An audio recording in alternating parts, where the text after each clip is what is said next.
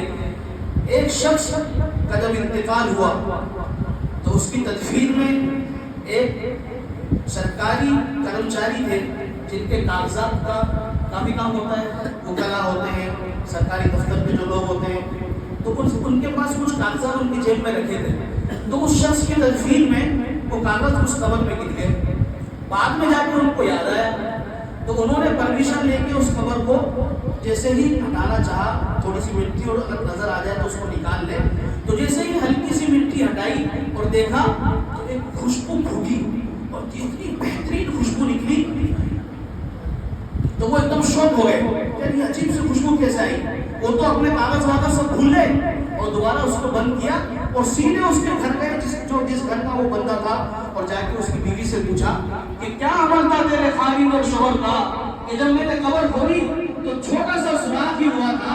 اتنی بہترین خوشبو آدھا معیار کی کہ میں بالکل آپے سے باہر ہو گیا. کون سے عمل سے وہ اپنے آپ کو مزین کر کے بیٹھا تھا؟ تو کہا کہ اس کا کوئی عمل تو نہیں تھا. دیکھ وہ کتاب سامنے رکھی ہے قرآن کریم، اس کتاب سے اس کو بڑی محبت تھی. وہ آتا، وضو کرتا اور اٹھاتا اور کھولتا، چومتا اور پھر اس کو کہتا اے اللہ مجھے پڑھنا نہیں آتا ہے،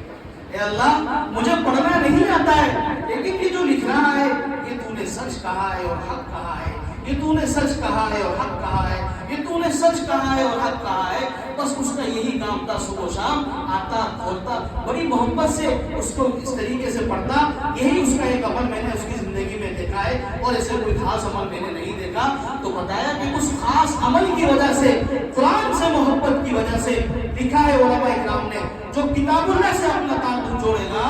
اللہ بیت اللہ تک اس کا سفر ایسے کرائے گا کہ وہ سوچ بھی نہیں سکتا. بے شمار عمرے کرائے گا، بے شمار حج کرائے گا اور دنیا کے اندر اللہ اس کی زندگی میں چار چاند لگائے گا. اللہ تبارک و تعالیٰ کے قرآن کے ساتھ تعلق جوڑنے پر جو اللہ ایک خنزیر کو کھانا کھلا سکتا ہے، ایک سور، کتے اور بلی اور جانوروں کو رزق دے سکتا ہے، ایک قرآن سے وابستگی رکھنے والے کو اللہ رزق نہیں دے سکتا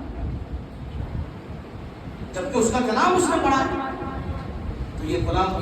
پاک، یہ قرآن مجید، اس کا اور رمضان کا بہت گہرا تعلق ہے. اللہ تبارک و تعالیٰ سے دعا ہے کہ اللہ رب العزت ہم سب کو صحیح معنی میں قرآن پڑھنے اور اس پر عمل کی توفیق مرحمت فرمائے، اور جو باقی ماندہ دن وہ نبی اس کے رمضان کے بچے ہیں ان کی صحیح قدر کی توفیق